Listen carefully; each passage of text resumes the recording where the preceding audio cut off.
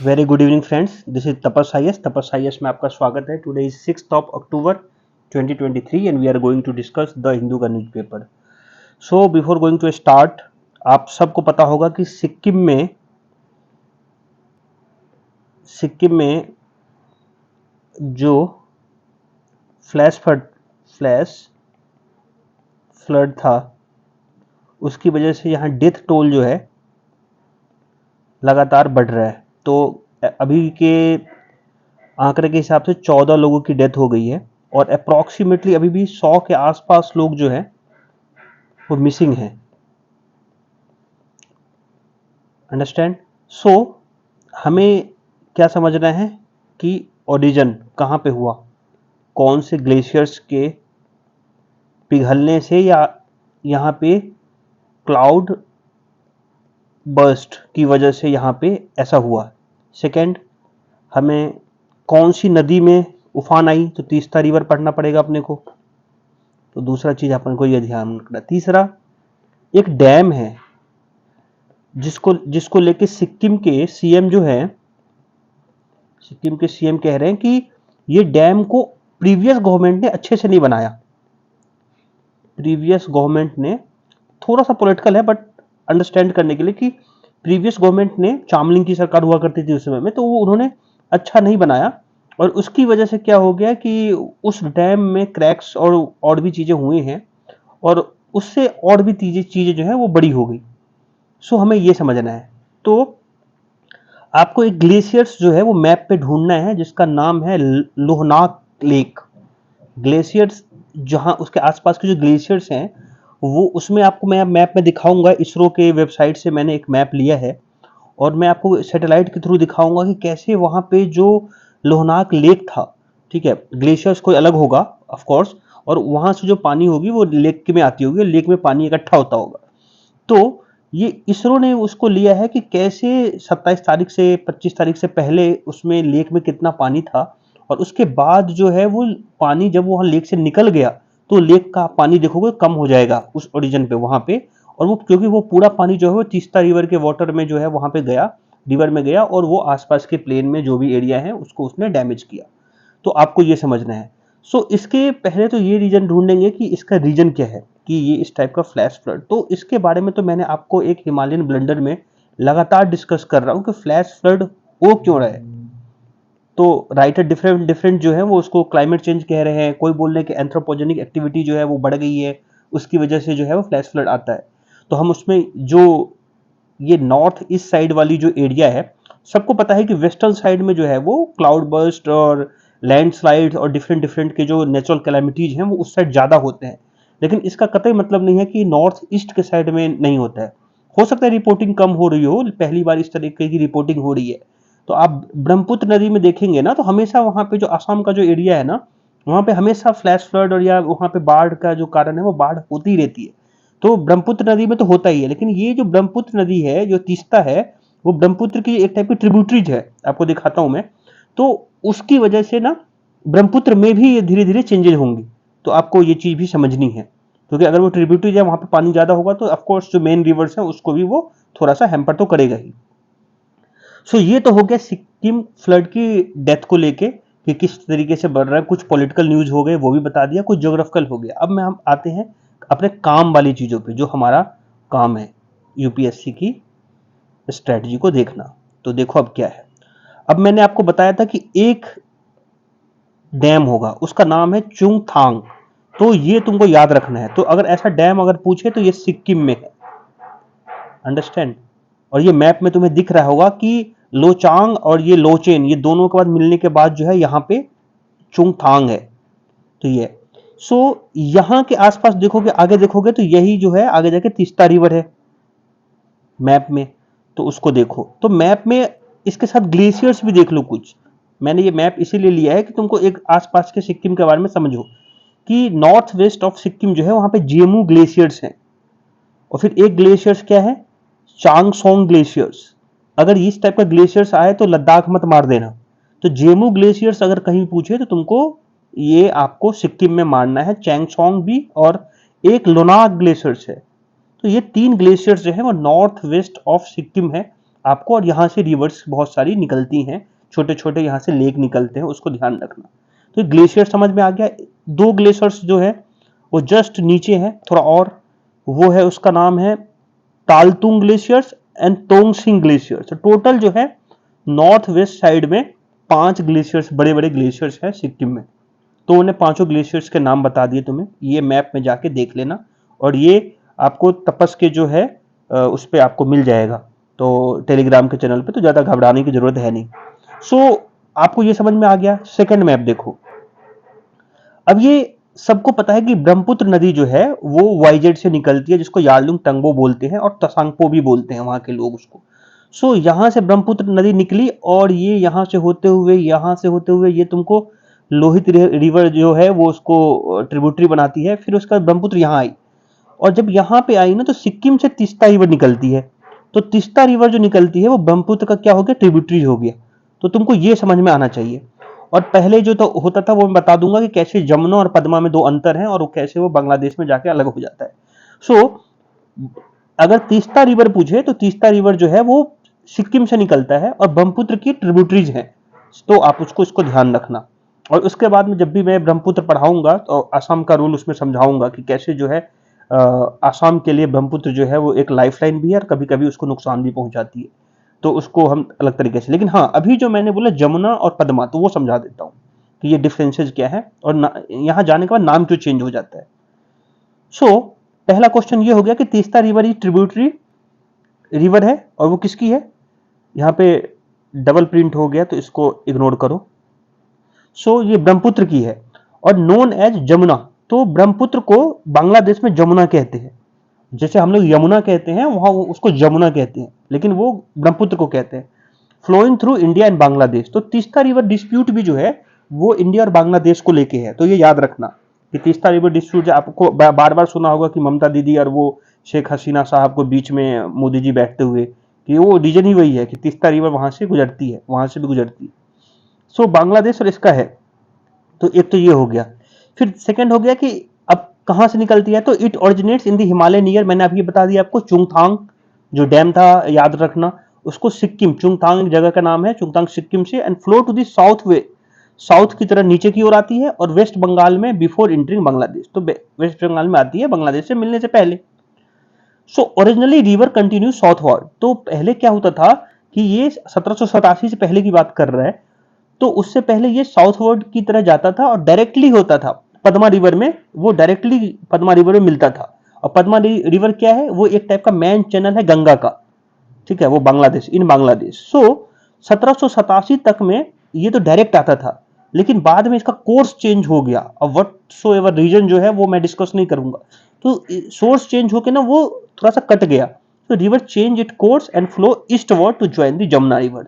उसके बाद उसने साउथ से थोड़ा सा ईस्ट हो गया और जमुना में जाके, और जमुना तो अभी मैंने समझा दी कि जमुना जो है वो ब्रह्मपुत्र बोलते हैं उसको बांग्लादेश में। तो ये याद रखना।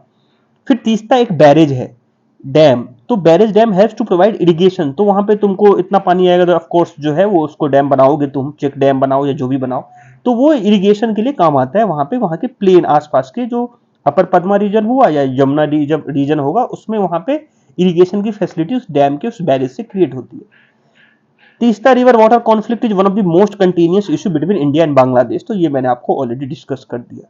Yes, so I am talking about this figure. ये फिगर जो मैंने लिया है, ये इमेज जो लिया है मैंने, ये इसरो के सैटेलाइट से लिया गया है, तो उसको मैंने कॉपी किया है। और ये दिखा रहा है कि RISAT-1A ये सैटेलाइट का नाम है। और उन्होंने 17 सितंबर 2023 को देखोगे तो यहाँ पे साउथ लोनाक लेक जो है उसमें तुम देखो कितना पानी, ये देखो इतना पानी भरा हुआ है। फिर उसके बाद ये दिखाता है कि कैसे जो है 28 सितंबर अभी की बात कर रहा है, 11 दिन के बाद, तो ये यहाँ पे पानी की साइज ये है। और जैसे ही 4 अक्टूबर हुआ तो वही सैटेलाइट उसको कैप्चर करता है और दिखाता है कि वाटर की लेवल जो है कितना कम हो गया उस लेक में। दैट मीन सारा पानी जो है वो तीस्ता रिवर में चला गया और लेक जो है वो खाली हो गया। सो तुमको ये समझ में आ गया कि अगर इतना 162 हेक्टेयर का अगर वहां पे मान लो कि वहां पे वाटर कंटेंट अवेलेबल था और बाद में जाके केवल 60 बचा है उधर, तो मतलब इतनी हेक्टेयर्स के जो भी जिसमें भी कैलकुलेशंस होते होंगे इनके, इतना वाटर जो है वो टिस्टा रिवर में जाके ऐड हुआ और उस आसपास के प्लेन को डैमेज कर दिया। सो ये तो तुमको ये याद ही रखना है। तो पहला रीजन ये क्लाइमेट चेंज। कुछ अभी मैं कुछ वहां पे वेबसाइट पे पढ़ रहा था तो इसमें लिख रहे हैं ये लोग कि 12 साल या कुछ 10 साल के आज का नहीं है कि वो लेक में इतनी सारी चीजें हो रही थी। 10 साल 12 साल पहले ही बोल दिया गया था कि यहाँ पे इस टाइप की चीजें होंगी और लगातार लेक जो था वाइब्रेंट था वो। तो ये एक टाइप का प्रिडिक्टेड था कि ये कभी ना कभी इस लेक जो होगा ये बर्स्ट करेगा और ये आसपास के लोगों को उसके आसपास की प्रॉपर्टी को डैमेज करेगा। सो इसको याद रखना। तो तुमको दो चीज तीन चीज याद रखनी है, तीस्ता रिवर के बारे में मैंने जो पढ़ाया और लोसांग लेक के बारे में, क्योंकि लोसांग लेक को लेके ही वहीं से सारा गेम स्टार्ट हुआ है, तो वो याद रखना है। और रिवर डिस्प्यूट याद रखना है, वो जो डैम जो मैंने बताया था वो डैम याद रखना है। और ये 4 ग्लेशियर्स बताए थे, 4 या 5 ग्लेशियर्स मैंने जो भी बताए हैं, जेमू जेमू उसमें से सबसे इंपॉर्टेंट है। स्टेट पीसीएस में मोस्टली जो है वो जेमू पूछता है, ZEMU स्टेट पीसीएस। अब यूपीएससी भी इस टाइप का 1 2 3 4 देती है, चारों सही पांचों सही, तो उसमें वो तुमको हो सकता है कि जेमू ग्लेशियर्स डाल के और वो वहां पे लद्दाख डाल दे। सो अंडरस्टैंड करना है इसको। सो this is the first news, ठीक है। ये कल भी न्यूज में था और कल मैंने एक ओवरव्यू दिया था, तो आज मैंने डीप में तुमको सिक्किम फ्लड जो है पूरा समझा दिया। नेक्स्ट, तो अगर आप रिपीट करेगा ये वाला टॉपिक तो मैं उसको अब स्किप करूंगा केवल समझा के। अब ईडी को लेके मैंने कल भी बताया था कि no evidence against Sisodia except for statement. अगर कोई बंदा स्टेटमेंट, कोई बंदे को अरेस्ट किया ईडी ने और वो बाद में जाके अप्रूवर बन गया कि मैं मतलब मेरे को सरकारी गवाह बना लूं, ठीक है, और वो बंदा कह दिया कि नहीं सिसोदिया जी भी शामिल थे, ब्राइब लिया था ऐसा करके, तो सुप्रीम कोर्ट कहती है नहीं भाई ऐसा नहीं चलेगा। उस पर्टिकुलर पर्सन के अप्रूवर जो है उसके अलावा कोई और पर्सन है क्या जो तुमको उसमें लीड मिला है क्या, तुमने उसको रिश्वत लेते हुए पाया क्या, क्या उसका एक भी ट्रांजैक्शन तुम्हें दिखा क्या उसके उसके आसपास के लोगों के साथ, और या फिर तुम मोबाइल की उसके मोबाइल से क्या मिला। सो जितने सर्वेलेंस किए उससे तुमको क्या मिला। तो इस सब कुछ चीजों को लेकर सुप्रीम कोर्ट काफी नाराज है ईडी से और उसको कह रही है कि अब जो पीएमएलए है, prevention of money laundering act जो है, उसमें तुमको केवल कहने भर से तुमको उसका ऑफेंस प्रूव नहीं हो जाता, would be attracted only after the proceed of crime. उसको क्राइम के प्रोसीड दिखाओ कि अगला स्टेप जो है उसने किया कि नहीं किया। अगला स्टेप करने का मतलब किसी से पैसा लिया, फेवर मांगा, तो उसका ट्रांजैक्शन दिखाओ, मनी ट्रेल दिखाओ। तो कुछ भी नहीं है इनके पास एज पर ऑफ कोर्स सुप्रीम कोर्ट के जो खन्ना साहब है उनके हिसाब से, ये मैं नहीं कह रहा हूं। तो इनको ये आपको याद रखना है कि जो बेंच है वो इनसे ये पूछ रही है कि आप मेरे को ये बता दो, तो उनको कुछ दिन का मौका और दिया है। और मैं जानता हूं एज ए मतलब एडवोकेट पर्पज से मैं जानता हूं कि अब ये बहुत दिन तक ये केस टिकने वाला नहीं है। और मेरे को लगता है ऐसा, ये मेरा पर्सनल ओपिनियन है कि इनको रिलीफ मिलेगा, क्योंकि you will have to prove that. एक टाइम के बाद आपको बहुत टाइम मिला है, उनको रिलीफ मिलने के चांसेस हैं। रिलीफ मिलने का चांसेस इसका मतलब नहीं थे बेल पे बाहर आने का मतलब ये नहीं है कि वो कन्विक्टेड से बच जाएंगे, लेकिन of course right to bail के बारे में मैंने आपको बहुत बार पढ़ाया है कि उनको बेल का जो है एक्यूज का अधिकार होता है। आप ज्यादा दिन तक रोक नहीं सकते। इवन यूपा का भी एक डेडलाइन है कि आप कितने दिन तक उसको अंदर, 1 साल 2 साल 3 साल, एक अननेसेसरी आप इतने लंबे तक आपकी। अभी क्या हुआ, तो इसमें एक नया एविडेंस और भी क्रिएट हुआ है कि इनके एक मेंबर थे संजय सिंह, तो संजय सिंह को भी अरेस्ट कर लिया गया है। अब ये दिखा सकते हैं कि हमने अभी संजय सिंह को अरेस्ट किया है तो हमको और पूछताछ की जरूरत है। तो हो सकता है संजय सिंह सिसोदिया जी के बारे में कुछ बता दें तो सिसोदिया जी का जो बेल मिलने के चांसेस हो गए वो और डिले हो जाएंगे। तो ये एक प्रोसीजर होता है और ये एक टाइप का टैक्टिक्स भी होता है। अगर आप एजेंसियों को समझेंगे तो ये इनके टैक्टिक्स भी होते हैं कि कब मुझे अरेस्ट करना। और एक जज ने तो ये बोला है कि आप इनको संजय सिंह को अरेस्ट करने में इतना देर देर क्यों कर दिए, इतनी देरी से करने की क्या जरूरत थी। सो इन्होंने डायरेक्ट क्वेश्चन नहीं पूछा कि डज इट कि इनको कुछ पॉलिटिकल राइवलरी दिख रही है क्या, ऐसा तो कोर्ट में पूछती नहीं है। जो जज जज लोग होते हैं वो ना तो पूछते हैं। तो वो केवल ये चेक करना चाह रहे थे कि 2 साल 1.5 साल के बाद पे आप किसी को अरेस्ट कर रहे हो, तो हो सकता है सिसोदिया जी को जो बेल मिलना चाह रहा है उसको रोकने की एक और भी तरीका हो। तो ये सब एक टाइप का स्ट्रेटजी है, वो हम इसमें नहीं जाएंगे। लेकिन यस, ईडी को ईडी के ऊपर मैं लगातार डिस्कस करता हूं, तो मैं ये याद रखना कि ईडी के बारे में हम नहीं कह रहे कुछ। ईडी के बारे में वेस्ट बंगाल के अभी जस्टिस साहब है, एक जज साहब है, वो कहते हैं कि ईडी के जो ऑफिसर्स हैं वो इनकॉम्पिटेंट हैं। और तो इनकॉम्पिटेंट किस केस में बोला है, तो अभिजीत बनर्जी जो है, जो अभिजीत बनर्जी, सबको पता होगा कि ये जो ममता दीदी हैं उनका भतीजा है। तो वो पूरा बंगाल में इनको प्रमोट करते हैं, टीएमसी को।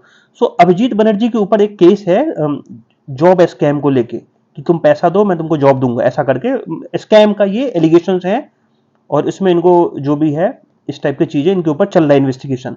सो ऐसे केसेस में वेस्ट बंगाल के जो कोलकाता कोर्ट है उन्होंने ये कहा था ईडी के ऑफिसर्स को, ईडी के डायरेक्टर को, कि आपके जो बंदे जो अभिजीत बनर्जी का केस हैंडल कर रहा है वो अच्छे तरीके से कुछ भी नहीं वहां पे प्रूव कर पा रहा है, कुछ नहीं डाल पा रहा है, कोई एविडेंस नहीं, कुछ इस तरीके की चीजें नहीं, उनको पता नहीं है कि सर कहाँ है पैर कहाँ है। दैट मीन्स कि इनकॉम्पिटेंट है, इन्होंने वर्ड यूज किया कि आप जो ऑफिसर्स है जो अभिषेक बनर्जी का केस देख रहा है, अभिजीत बनर्जी का, वो इनकॉम्पिटेंट है, इसको चेंज करके दूसरा ऑफिसर लाओ। सो इस टाइप के जज साहब द्वारा इस टाइप के स्टेटमेंट दिए जा रहे हैं ईडी के बारे में। तो relevancy of ED will always questionable, कि क्वेश्चन तो रहेगा। जैसे सीबीआई को पहले पैरेट बोला जाता था, केजर पैरेट के अंदर में काम करते हैं, वैसे ईडी को ऊपर एक टाइप का है कि आप जिस केस में आपको जिस तरीके से काम करना चाहिए उस तरीके से काम नहीं करते हैं, और ये जज साहब का कहना है हमेशा। तो यही चीज यहां पे भी आ रही है। अभी सुप्रीम कोर्ट जो है वो सिसोदिया के केस में यही बोल रहा है, इनडायरेक्ट वे में। अभी डायरेक्ट वे में ये इन्होंने कहा नहीं है कि आपके कॉम्पिटेंट इनकॉम्पिटेंट है, लेकिन ये कह रहा है कि आपको बहुत टाइम दिया, आपको ट्रेल जो है, मनी का ट्रेल प्रूव करना पड़ेगा कि उन्होंने ब्राइबरी मांगा था और ब्राइबरी का ट्रांजेक्शन ये हुआ, चंदा यहां से आया था इनके पार्टी आप वाले के पार्टी में, कि जो है वहां पे चंदा इकट्ठा किया था इस पॉलिसी को चेंज करके, कि अगर मैं लिक्विड पॉलिसी को चेंज कर दूंगा तो उस बंदे को प्रॉफिट हो जाएगा और वो मेरे को चंदा दे देगा। तो उस चीज को आप समझना। सो ये एक टाइप का एविडेंस को लेके है। नेक्स्ट चीजें क्या है, तो नेक्स्ट चीजें ये है कि जो न्यूज क्लिक जो है, जो एक आपको बताया था कि एक पोर्टल है जो न्यूज चैनल चलाते हैं ऑनलाइन। सो इनको भी अरेस्ट किया गया था और इनके ऊपर छापा मारा गया है, इनको सील किया गया है, तो मैंने आपको ये बता ही दिया है। तो उनको एफआईआर की कॉपी नहीं दी गई थी, एफआईआर की कॉपी, तो वो कोर्ट गए थे, तो उनको अब बोला गया है कि आप इनको जो आप एफआईआर की कॉपी दो। एफआईआर की कॉपी नहीं दोगे तो फिर ये इसमें मोस्टली जो हो जाता है ना, 41D का वायलेशन होता है। कि 41D में होता है कि जो एक्यूज होता है उसको एक्सेस है, right to access their counsels. So जो भी उनके वकील हैं उनसे उनको पूछने की, उनसे एडवाइस लेने की एक टाइप का आजादी है, 41D ऑफ सीआरपीसी। सो अगर आप उनको एफआईआर की कॉपी नहीं दोगे तो वो किस तरीके से अपने वकील को, एडवोकेट को किस तरीके से अपना केस बताएंगे कि मुझे कौन से दफा के अंदर या कौन से उसके अंदर में, कौन से आईपीसी के सेक्शन के अंदर में हमें जो है वो अरेस्ट किया गया है। तो उसके लिए कोर्ट ने, दिल्ली हाई कोर्ट ने जो है वो उनको बोला है कि आप जो है जो न्यूज क्लिक हैं उनके जो भी जिनको फाउंडर हैं उनको आप एफआईआर की कॉपी दें। तो ये तो हो गया ये। फिर जॉन फॉसे करके हैं, उनको नोबेल लिटरेचर मिला, लिटरेचर में उनको जो है वो नोबेल प्राइज मिला है, और ये इन्होंने बहुत सारे पॉइम्स, बहुत सारे उस टाइप की चीजें लिखी हैं। एक अभी उन्होंने लिखा है सेप्टोलॉजी, जिसमें वो 1250 पेज का लिखा है और without a single full stop, तो उसको आप याद रखिएगा। और ये बहुत सारे बुक लिख रखे हैं, तो आपको ध्यान रखने की जरूरत है। नेक्स्ट देखते हैं और क्या इंपोर्टेंट है। सो प्रोटेस्ट चल रहा है संजय सिंह के अरेस्ट के बारे में, not discussed. So centre attack on concern, ये यही भी है कि सेंटर जो है वो ट्रांसपोर्ट डिपार्टमेंट्स को जो है, दिल्ली गवर्नमेंट के ट्रांसपोर्ट को डीरेल कर रही है और काम नहीं करने दे रही है। तो ये एलिगेशन और उसका दौर चलता रहता है, नॉट इंटरेस्टेड। एमपी में इलेक्शन है तो इस टाइप की चीज़ें होंगी। मध्य प्रदेश में इलेक्शंस हैं तो मध्य प्रदेश में सबसे ज़्यादा ट्राइबल है, तो ट्राइबल रिसोर्स को जो है वो कांग्रेस लूटती है, ये मोदी जी कह रहे हैं। शिवराज सिंह इस बार सीएम नहीं बनेंगे, इस टाइप के कुछ स्टेटमेंट हैं। Not interested. मराठा कोटा को आ जान दो, वो जो अभी डिस्कस चल रहा है मराठा कोटा कि मिलेगा कि नहीं, तो देखते हैं। हाँ, अब ये कर्नाटका में जो इस बार कम बारिश हुई है उसकी वजह से दिल्ली के कुछ डेलीगेशंस गए हैं, दिल्ली के डेलीगेशंस गए हैं उसको देखने के लिए कि इस बार जो है वो ड्रॉट जो है वो किस तरीके से कौन से एरिया को दिया जाए। तो उसमें ये लोग कह रहे हैं कि कर्नाटका के सीएम साहब जो हैं वो सिद्धारमैया वो कहते हैं कि थोड़ा इसको अलग तरीके से देखने की जरूरत है, क्योंकि we have urge the team to independent understanding in assessment as it is different situation. ये कुछ डिफरेंट सिचुएशन है, ऐसा नहीं कि एग्जैक्ट ड्रॉट है। We will meet the team again on Monday. तो वो इस तरीके से उनको और कुछ सारे 4-5 हजार रुपए का कंपनसेशन का मांग करेंगे, तो उसको लेके है। तो आपको कावेरी डिस्प्यूट के बारे में आपको तो खैर मैंने बहुत बार बता दिया, तमिलनाडु वर्सेस कर्नाटका, आप इसको देख लेना जरूर। कोई पुराना वीडियो मेरा सुन लेना, आपको क्लियर हो जाएगा अगर थोड़ा भी डाउट हो तो। नेक्स्ट, कर्नाटका गवर्नमेंट टू पे अप टू, हाँ अब ये क्या हो गया कि जो जेल में जो अननेचुरल डेथ होता है तो उसमें जो अननेचुरल डेथ होगा तो उसमें 7.5 लाख रुपया एक्स ग्रेशिया जो होता है अमाउंट उनको कंपनसेशन के रूप में दिया जाएगा। और जो सुसाइड वुसाइड से जो होगा अननेचुरल डेथ होगा तो उसमें जो है वो 5 लाख रुपए दिया जाएगा। वो इस टाइप का स्टेटमेंट आया है, जजमेंट आया है, तो आपको याद रखना। अननेचुरल डेथ पे एक वीडियो भी मैंने बनाया है कि कैसे अननेचुरल डेथ जो है वो सबसे ज्यादा बढ़ता जा रहा है, अननेचुरल डेथ इन प्रिजन। आप टाइम पे मेडिकल फैसिलिटी दोगे नहीं और बोलोगे कि वो नेचुरल डेथ है, नहीं ऐसा नहीं है। आप उसको मेडिकल फैसिलिटी अगर प्रिजनर्स को देते तो हो सकता था कि वो बच जाता, तो उसको देखने की जरूरत है। Next, first public sector carbon park, yes. So next क्या है, first public sector carbon park, कारवा कारवा park in Kerala to bring in more tourist to Bekal fort. So आप इसको याद रखना है कि ये टूरिस्ट को लेके है बस। एक सेकेंड,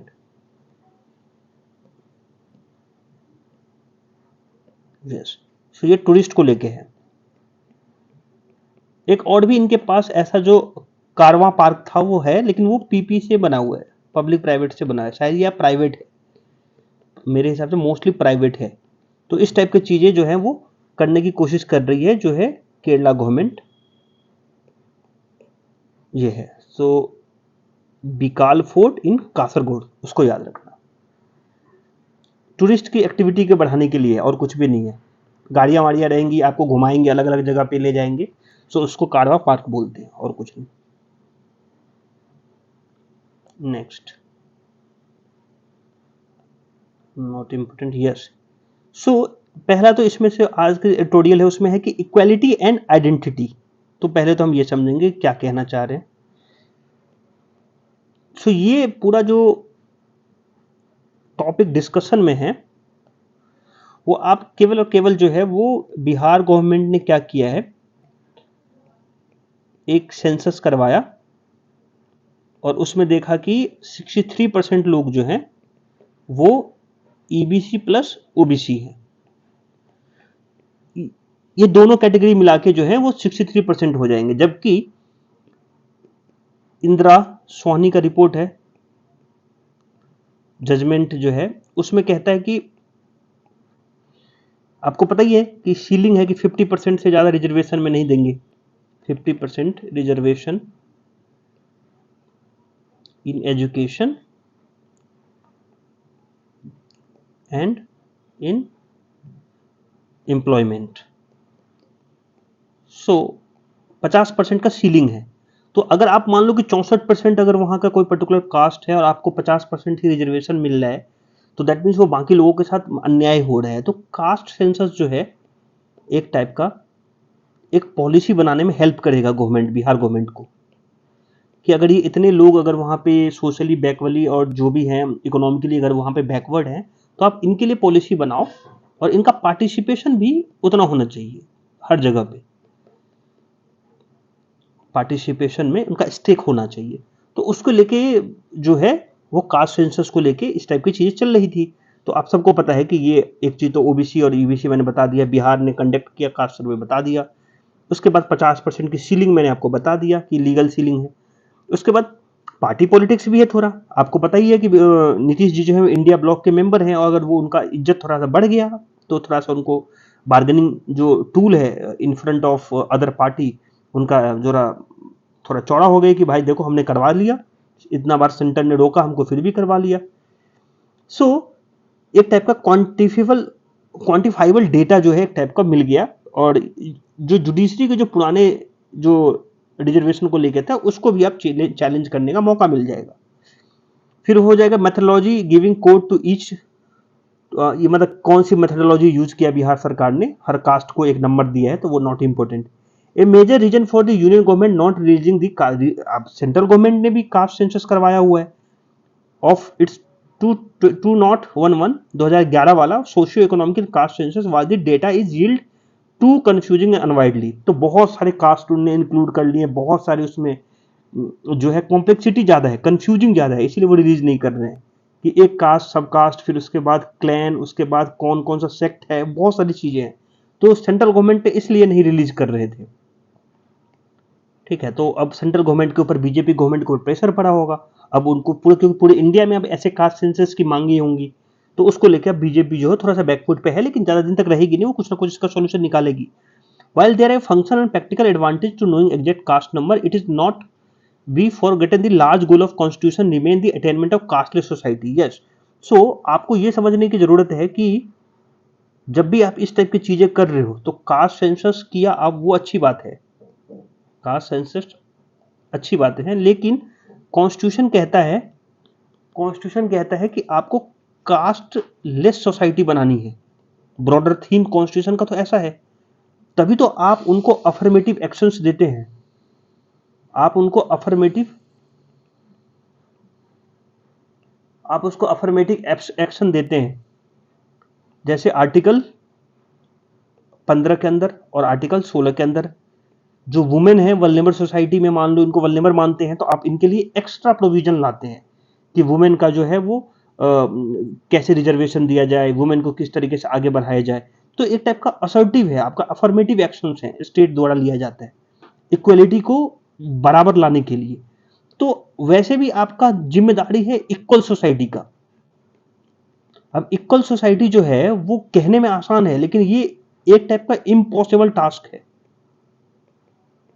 कि इक्वलिटी, आप कंप्लीट इक्वलिटी तो इम्पॉसिबल टास्क है, आप रिलेटिव इक्वलिटी की बात कर सकते हैं। तो इसीलिए आर्टिकल 15-16 जो है एक टाइप का आपको प्रोविजन देता है, स्टेट गवर्नमेंट को पावर देता है कि अफर्मेटिव एक्शन ले लें अगर कोई गरीब है, कोई इस टाइप का है। तो वो चीज, तो राइटर यही तो कह रहा है कि कॉन्स्टिट्यूशन में the state must also look for way to ensure equality of opportunity and equitable distribution of resource without accentuating caste identity. Caste identity नहीं भी लाओगे तब भी काम हो सकता है, तो इसमें कास्ट लाने की जरूरत क्या है। तो इक्वलिटी और आइडेंटिटी को ऐसा उन्होंने जोड़ने की कोशिश की है, तो आप उसको समझिएगा। फिर नेक्स्ट आर्टिकल है नेशनल यूनिटी को लेकर, तो ये इसको मैं डिस्कस नहीं कर रहा हूं क्योंकि इन्होंने इसमें गांधी का डिस्कशन, अंबेडकर का डिस्कशन, कि गांधी जो थे वो अपने रिलीजन को कैसे मानते हुए कास्टलेस सोसाइटी का डिमांड करते थे, और कैसे जो अंबेडकर थे वो बोलते थे कि नहीं, वो हिंदू पूरा जो रिलीजन है वही खराब है। तो उसको लेके एक टाइप का डिबेट है, तो उसको डिस्कस नहीं करेंगे, और उसमें बहुत सारी चीजें कांग्रेस और उसको मुस्लिम लीग और ये गांधी का मुस्लिम को लेके क्या है, तो वो डिस्कस करने के मेरे को लगा कि अभी तो डिस्कस नहीं कर रहा हूं मैं इसको, अभी लायक है नहीं लायक है वो तो आप पे छोड़ता हूं। लेकिन अगर ऐसा कुछ लोग, अगर आप लोग लिखते हैं कि नेशनल यूनिटी वाला ये 3 डायमेंशन व्यू बढ़ाओ, तो मैं ये भी बता दूंगा, इसमें कुछ है नहीं, मोस्टली 3 चीजों पे वो डिपेंड है कि एक तो हिंदू कास्ट जो है, पहला हिंदू कास्ट जो है, इसमें बहुत सारे हिंदू में बहुत सारे कास्ट हैं, तो एक तो खुद ही की लड़ाई, जैसे हिंदू, जैसे एसटी एससी हो गए ना, ये तो हिंदू है, इनको हिंदू मानते हैं, लेकिन इनकी खुद की लड़ाई हिंदू रिलीजन में है। फिर एक हिंदू मुस्लिम है तो रिलीजन की लड़ाई है। तो ऐसे बहुत सारे इसके पैरामीटर हैं, और एक पूरा जो हिंटरलैंड पूरा जो एरिया हो जाएगा जहाँ पे सारे लोग रहेंगे, उसमें लड़ाई है। तो इसको समझने की कोशिश कर रहे थे राइटर वर्गीस के जॉर्ज जो है वो, इसको तो अपन इसको कभी और देख लेंगे, कोई बड़ी चीज नहीं। यस, तो हमें हम जो डिस्कस करने वाले वो डायबिटिक्स के ऊपर डिस्कस करेंगे। तो एक ICMRA plus Madras डायबिटी research foundation है और प्लस जो यूनियन हेल्थ मिनिस्ट्री है, उन्होंने एक रिपोर्ट निकाली है और उन्होंने एक रिपोर्ट में ये बताया है कि 11.4% ऑफ इंडियन पॉपुलेशन और approximately 13.5 crore people are living with diabetics. तो 13 करोड़, तो 140 का 10% कितना होता है? 140 का 10% करके देखना कितना होगा। तो आप उसको, आपको समझ में आ जाएगा कि 11 के आसपास, मोटा मोटी 12 मान लो, 12%, ठीक है। और इसको मान लो कि तुम 10.5 है तो इसको 10 करोड़ मान लो। 10 करोड़ लोग आपके डायबिटीज के शिकार हैं। पहला, ये डायबिटीज के शिकार हैं। सेकेंड, दूसरा आंकड़ा सुनो। दूसरा आंकड़ा ये कहता है फैक्ट कि 15.3% ऑफ पॉपुलेशन और additional 13.5 crore people are pre diabetics. अब इन दोनों को जोड़ो तो 10 करोड़ लोग तुम्हारे जिनको डायबिटिक्स हो गई है, फाइंड आउट हो गया है। और सेकंड क्या बोलते डेटा, 13.5 करोड़ ये प्री डायबिटिक्स हैं, मतलब इनके भी कुछ लक्षण सही नहीं है, कुछ दिनों में होने वाले हैं, इनको भी प्री डायबिटिक्स है। तो करीब करीब 23 करोड़ लोग जो है वो डायबिटिक्स के शिकार होने वाले हैं इंडिया में बहुत जल्दी, वेरी सून। सो आपको डायबिटिक्स के बारे में आपको समझना पड़ेगा। तो ये बोलते हैं it is also found that 28.6% of population would be considered to be the obese obese as per the BMI। और 28% लोग जो हैं वो मोटापे के शिकार हैं, 28.6%। और जब भी मैं ऐसी बातें करूं तो ओबेसिटी की जब भी बात करूं ना, तो इसका रिलेशन है डायबिटिक्स के साथ, तो ये याद रखना, ठीक है। तो आप उसको याद रखना। तो इसमें राइटर ये कहना चाह रहे हैं कि जब हम बाहर का कोई फूड खाते हैं, जब भी हम बाहर का कोई इस टाइप का फूड खाते हैं जिसमें शुगर का कंटेंट, सॉल्ट का कंटेंट और कुछ ऐसी चीजें हैं जो मिक्सिंग हुई है, उसमें एडिटिव है, तो वो आपको ये उसकी ओर, डायबिटिक्स की ओर ले जाता है आपको, ठीक है। तो उसमें देखो क्या सब कह रहे हैं, क्योंकि वो डेली न्यूज वाला है कि आपको ये समझना पड़ेगा कि ये एक टाइप का डेली हेल्थ सिस्टम के रुझान को दर्शाता है, समझो एक टाइप का, कि अगर नहीं भी अगर UPSC एस्पिरेंट हो तब भी आपको ये पता होना चाहिए। तो इसीलिए ये मैं पढ़ देता हूं, क्या है ये देखो। WHO कहता है कि major reason for the consumption of unhealthy ultra process food, अगर ऐसा कुछ आए तो देखना ये वर्ड यूज करना, अल्ट्रा प्रोसेस फूड। एक तो होता है कि प्रोसेस फूड होता है, इसमें उसमें भी जाके मिक्सिंग, एक लेवल अंदर तक mixing, ultra and beverage which are aggressively market displacing traditional diet. So इसको क्या किया है, जो अल्ट्रा प्रोसेस फूड है और बेवरेज है, वो उसने क्या किया, जो ट्रेडिशनल डाइट है हम लोग को, उसको हटा दिया है मार्केट से। और इसका रीजन बताऊंगा। राइटर ये लिखते हैं कि सेलिब्रिटी लोग आके ऐसे चीज को प्रमोट कर रहे हैं जिसका नुकसान है और उसके आके वो इंडोर्स कर रहे हैं। तो उसकी वजह से लोगों में जो मिडिल क्लास लोग हैं उनके ऊपर उसका इम्पैक्ट बढ़ता है, तो वो खाना स्टार्ट करते हैं और वो ओबेसिटी का शिकार हो जाते हैं, फिर वो कार्डियोवैस्कुलर डिजीज में कन्वर्ट हो जाता है। तो तुमको ये समझना है कि कैसे जो है वो एक टाइप का इंडोर्समेंट जो है, एड का, कंपनी का जो इंडोर्समेंट है वो इसको और आगे बढ़ा रहा है। फिर दूसरा रीजन ये बताते हैं राइटर, पहला तो तुमको एक टाइप का सेलिब्रिटी समझ गया, celebrity that means marketing strategy of company, marketing, celebrity नहीं भी बोलोगे तो मार्केटिंग स्ट्रेटजी फर्स्ट। सेकेंड, जो फॉरेनर्स हैं या फिर डेवलप्ड कंट्री हैं, उन्होंने क्या किया, उन्होंने अपने जगह पे क्या कर दिया, एक टाइप का उसको अंडरस्टैंडिंग हो गई है कि वो इस टाइप चीजों को नहीं इंडोर्स करेगा, तो उन्होंने ये किया गया। तो जो मार्केट है ना, वो मिडिल क्लास फैमिली की ओर स्विच कर गया कि बोले इनको टारगेट करो। तो इसीलिए एक ऐसा मार्केट ढूंढा जहां पे फूड चॉइस जो है लोगों की जान है। तो इंडिया में आप सबको पता है कि फूड को लेकर कितना क्रेजीनेस है, तो वो मार्केट जो है वो डेवलप कंट्री से स्विच होकर डेवलपिंग कंट्री में आ गया।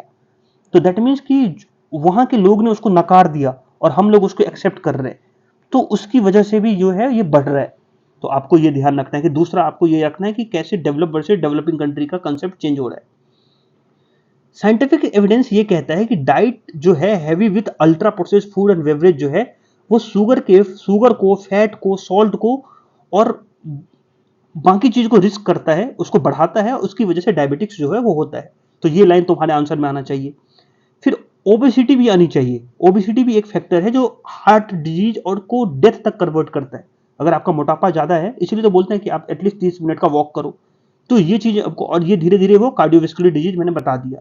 थर्ड पॉइंट समझो, आप लोग करते क्या हो, इसको कहते हो कि sale of sugar sweetness beverage जो है वो 20 साल के अंदर में, इस 20 साल के अंदर में हाई इनकम कंट्री में कम हो गया। यही चीज समझाने की कोशिश कर रहा हूं, जो राइटर ने इसको बढ़ा चढ़ा के उसमें जो अपने स्टाइल में लिखा है। मैं तुमको ये बता रहा हूं कि डेवलप कंट्री के लोगों ने नकार दिया है कि भाई मेरे को नहीं खाना तेरे को ये चीजें, और हम लोग उसको एक्सेप्ट कर रहे हैं। ये क्या कह रहे हैं कि शुगर स्वीटनिंग बेवरेज जो है वो 20 साल में हाई इनकम कंट्री में कम हुआ है, और उसको कम हुआ है तो भाई बिजनेसमैन तो बिजनेस चलाएगा अपना।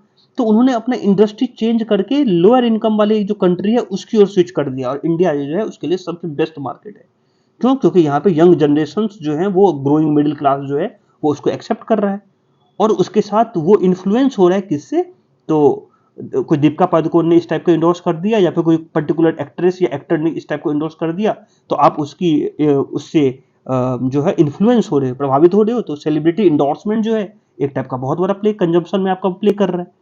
नेक्स्ट, तो इस टाइप के राइटर ये भी बोल रहे हैं कि रिजल्ट ऐसा होने वाला है कि पब्लिक हेल्थ क्राइसिस एक टाइप का टाइम बॉम्ब ऑफ डायबिटीज से के बराबर हो जाएगा, कि आपके 20 करोड़ लोग जो है वो डायबिटीज के शिकार रहेंगे। सो आपको फूड इंडस्ट्री को एक टाइप का रिस्ट्रिक्ट करना है, और उसके मार्केट को जो है वो ब्लॉक करना है। आपको मार्केट के ऊपर रेगुलेशंस बनाने हैं, ताकि वो इस टाइप के फूड इंडस्ट्री जो है इस टाइप के जो प्रोग्राम्स हैं, जैसे एक एग्जाम्पल के लिए राइटर ने लिखा है कि ईट राइट वाला, तुम सबको पता होगा कि ईट राइट, कि अच्छी चीजें खाओ। लेकिन ईट राइट का कंसेप्ट जो है वो तुमको, ईट राइट का कंसेप्ट तुमको उन्होंने दिया है, इंडस्ट्री वाले दे रहे हैं, लेकिन वो खुद ही बेच रहे हैं गलत चीज, रॉन्ग प्रोडक्ट तुमको सेल कर रहे हैं। ये रॉन्ग प्रोडक्ट तो मैं उसके लिए वर्ड यूज कर रहा हूं, मैं बोल रहा हूं कि तुमको इससे नुकसान है, तो वो वाली प्रोडक्ट तुमको बेच रहा है, लेकिन कह रहा है कि ईट राइट। तो तुमको ये समझने की जरूरत है कि इसके पीछे का क्या चीजें हैं। मेकिंग फॉल्स प्रॉमिस ये है। So food safety and standard authority, तो फिर इसमें ये समझने की जरूरी है कि फसाई का काम क्या है, कि फसाई उस चीज को किस तरीके से देखता है, और जो डोमिनेटिंग रोल है फूड इंडस्ट्री को उसको किस तरीके से वो सही करने की कोशिश करता है। तो फसाई का रोल यहाँ पे इंपॉर्टेंट हो जाता है। तो कुल मिलाकर तुम्हें ये देखने की जरूरत है कि कैसे हम इस टाइप का रूल्स एंड रेगुलेशंस लेके आए, ताकि हेल्दी फूड मिल सके, और जो है वो उसमें मिक्सिंग जो हो, मैनिपुलेशन जो हो वो कम से कम हो। जैसे कुछ गवर्नमेंट जो है, government of south Africa, Norway and Mexico, इस टाइप का सिमिलर एक्शंस लिया है, तो गवर्नमेंट ऑफ इंडिया को भी ऐसी चीजें लेनी चाहिए, रिस्ट्रिक्शंस बनानी चाहिए। फिर ऐसे तो ये तो चीज हो गई, लेकिन कुछ जगह पे तो ऐसा है कि इन्फेंट मिल्क सब्स्टिट्यूट भी को लेके भी है, कि बच्चों के जो मिल्क मिलते हैं उनको भी सब्स्टिट्यूट लेके, बोतल बोतल वाला सबने सबने सुना होगा कि फीडिंग बोतल्स वाला, बोतल से पिलाना वो सब। सो एक टाइप का ये बहुत ही इंटरेस्टिंग आर्टिकल था, जो डायबिटिक्स के बारे में पूरा टैकल करने की कोशिश कर रहा था। तो आप इसको ध्यान में रखना। नेक्स्ट, केमिस्ट्री के नोबेल प्राइज आपको मैंने बता ही दिया था कि ये क्वांटम डॉट को लेके है, तो इसमें डिस्कस नहीं करूंगा क्वांटम डॉट को लेके। नेक्स्ट, अब ये बहुत सारे प्राइज मिनिस्ट्री के अंदर में चलते थे, और उसको हटा के सेंट्रल गवर्नमेंट ने कुछ इस टाइप का चीज बनाया था। आप सबको पता होगा, राष्ट्रीय विज्ञान पुरस्कार। तो अगर उसमें कैश नहीं मिलेगा तो क्या इम्पैक्ट पड़ेगा, तो उसको डिस्कस नहीं करने वाला हूँ। बहुत सारी मिनिस्ट्री के अंदर में अपने अपने जो है वो उसको प्रमोट करने के लिए जो मिनिस्ट्री है वो अवार्ड निकालती थी, तो उसको हटा के सेंट्रल गवर्नमेंट ने ये लेके आया है, और ये मैंने डिस्कस कर दिया हूँ। तो उसमें कैश नहीं मिलेगा तो क्या इम्पैक्ट पड़ेगा, तो we are not going to discuss that thing. No country for old man, तो ये डेटा है, सो इसको स्किप कर रहा हूँ। ये एक मूवी है, स्लो मूवी है काफी, इसको इसको लेकर डिस्कशन हो रहा है। तो ये मूवी देखी मैंने, मतलब ये लड़का जो रहता है इसमें, इसको क्या हो जाता है बाद में, कि कोई ऐसा जहाँ ये काम करता है, जिस मालिक के, ओनर के पास जिसका काम करता है वो, ये ड्राइवर रहता है एक्चुअली मोस्टली। और तो कोई बड़ा सेठ आदमी, उसके बेटे से क्या होता है, उसके सन से जो होता है वो रोड एक्सीडेंट हो जाता है, रोड एक्सीडेंट हो जाता है। और फिर ये जो है उसका बाप जो कहता है, मतलब इसका ऑनर कहता है कि तुम अपने ऊपर ले लो, ड्राइवर को बोलता है, और मैं तुम्हें उससे जेल से छुड़वा लूंगा। और फिर वो जेल में ट्रैप हो जाता है ये लड़का, जेल में इतनी सारी चीज़ें उसने दिखाया है। और फिर इसके साथ जो है, फिर ये लड़की इससे प्यार करती रहती है, और ये इसको छुड़ाने जाती रहती है बार बार। फिर बाद में ये लड़की उससे किसी और से शादी करती है, और वहाँ पे जाके ये मूवी पहला जो वो पार्ट है वो खत्म हो जाता है। पार्ट 1 जो है वो खत्म हो जाता है, पार्ट 2 उसका आएगा। शायद कब आएगा पता नहीं। ये मूवी मैंने देखी है, तो काफ़ी अच्छी, मतलब इंटरेस्टिंग मूवी है। रोमांस तो नहीं कह सकता, लेकिन आपको ये बोलूँगा कि थोड़ा सा लव का डेफिनेशन दिखाया है उसमें कि सेक्रीफाइस कर रहे थे दोनों, और ड्रीम थे दोनों के कि बीच के सामने एक घर होता अपना, तो इस टाइप की चीज़ों को, तो उसकी स्लोनेस के ऊपर थोड़ा सा डिस्कशन कर रहे हैं, क्योंकि ये मूवी मैंने देखी इसलिए मैंने आपको ये बता दिया, अदरवाइज मैं डिस्कस नहीं करता हूँ ये सब चीज़ें। मालदीव ने बोला है इंडिया को कि आप जो है जो आपके आर्मी लोग हैं वो यहाँ से वेकेट करें, तो उसको लेके तो हम हमेशा से ये मेहनत कर रहे हैं, हमें हमारी जो जितनी भी डिप्लोमेट्स हैं वो उसमें कोशिश कर रहे हैं कि जो न्यू गवर्नमेंट चुन के आई है मालदीव में, जो ये साहब हैं, मूजू साहब हैं, तो उनके साथ हम अच्छे संबंध बनाए, क्योंकि ये प्रो चाइना है थोड़े से, ये प्रो चाइना है, और इन्होंने आउट इंडिया करके नारा भी दिया था जब ये इलेक्शन के समय में, तो हम इनके साथ हमेशा से अच्छा संबंध करने की कोशिश कर रहे हैं, क्योंकि जिस दिन ये इलेक्ट होके आए एज ए प्रेसिडेंट, उसी दिन प्राइम मिनिस्टर ने इनको कॉन्ग्रेचुलेट किया था,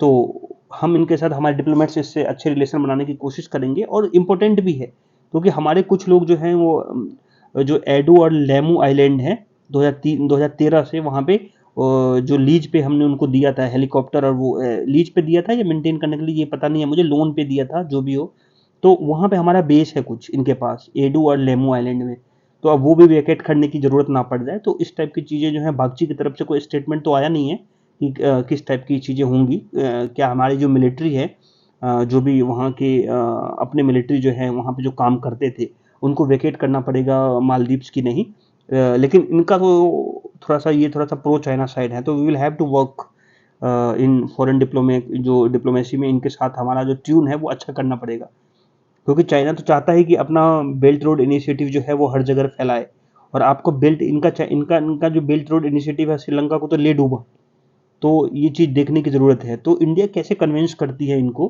कि आपकी सॉवरेनिटी को हम डैमेज नहीं करेंगे, और उसके बेस पे तो उस चीज़ को देखेंगे कि कैसे करते हैं, लेकिन करंट डेवलपमेंट ये है कि जो अपने आर्मी के लोग हैं उनको वेकेट करने के लिए कहा है, जो इनके वहाँ पे हैं, हमारा जो कैंप है, हमने जो स्टेशन बना रखा है उसको लेके, सो एक कंसर्निंग है, हॉट टॉपिक और हीटेड टॉपिक है India versus India relation with Maldives.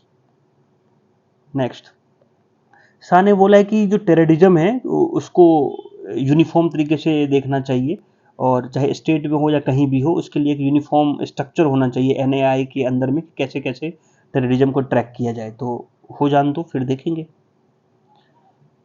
और ये इंडियन फ्रीडम जो है, इंटरनेट फ्रीडम जो है वो एक टाइप का जो एक फ्रीडम हाउस है, फिर वॉशिंगटन में एक एनजीओ है, नॉन प्रॉफिट ऑर्गेनाइजेशन है, सो वो निकालती है फ्रीडम हाउस इंटरनेट फ्रीडम को लेके, तो उसमें इंडिया का जो रैंक है वो पार्शली फ्री है, 50 पे है, और सबसे ऊपर जो है वो आइसलैंड का है, तो उसको लेके है, तो कुछ इस टाइप की ये चीज़ है कि इंटरनेट पे कितना फ्रीडम है और कैसे कैसे ये चीज़ें हैं, तो आने दो पेपर में, इंटरनेट फ्रीडम को लेके है पहला, दूसरा फ्रीडम हाउस अमेरिका की एक एनजीओ है वो निकालती है, इंपॉर्टेंट पॉइंट, और तीसरा इंडिया का रैंक 50 है, और पहला आइसलैंड, ये इंपॉर्टेंट है हमारे लिए।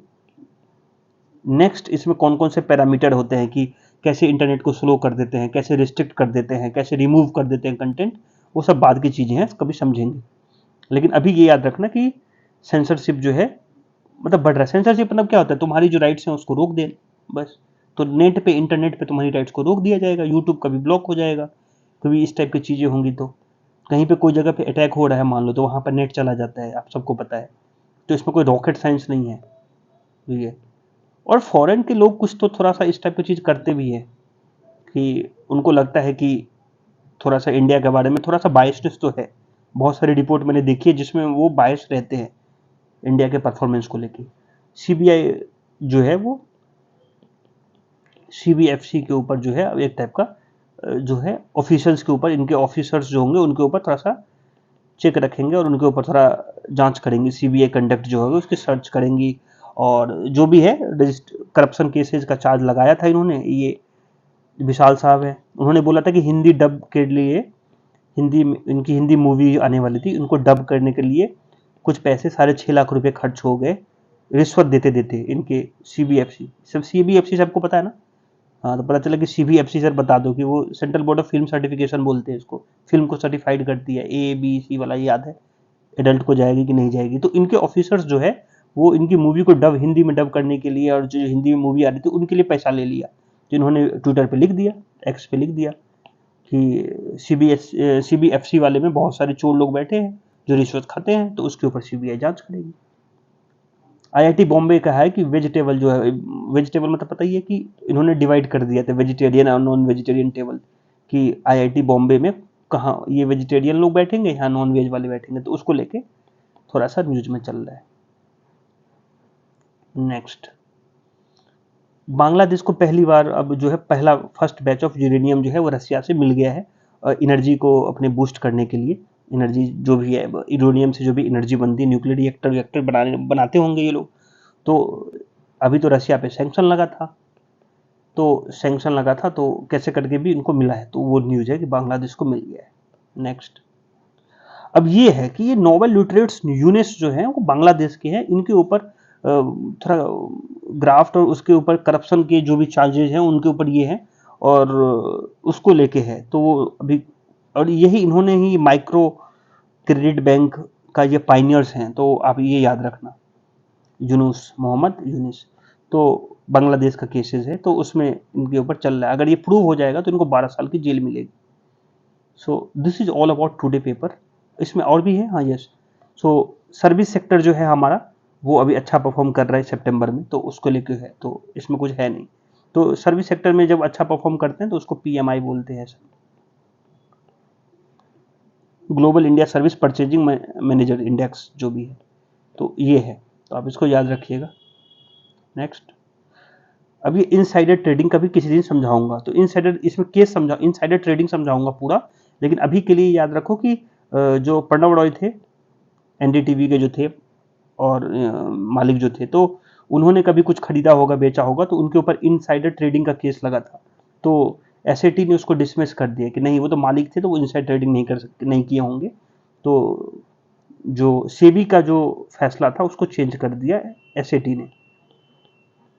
एसएटी क्या होता है? एप्लीट बॉडी होती है सिक्योरिटी, अगर उसमें तुम कुछ इस टाइप का डील करोगे तो सेबी में अगर तुम कुछ धांधली करोगे तो सेबी तुम्हारे ऊपर कदम उठाएगी, तो उसके तुम जो भी उठाएंगे ट्रिब्यूनल है, अगर तुम उसके अवार्ड से खुश नहीं हो तो एसएटी में जाओगे। तो एसएटी ने उसको, पुण्य को इससे फ्री कर दिया कि नहीं नहीं, ऐसा कुछ भी इनसाइड ट्रेडिंग नहीं किया था उस बंदे ने। So this is all about today paper. Have a nice day, take care, thank you so much, ध्यान रखें अपना।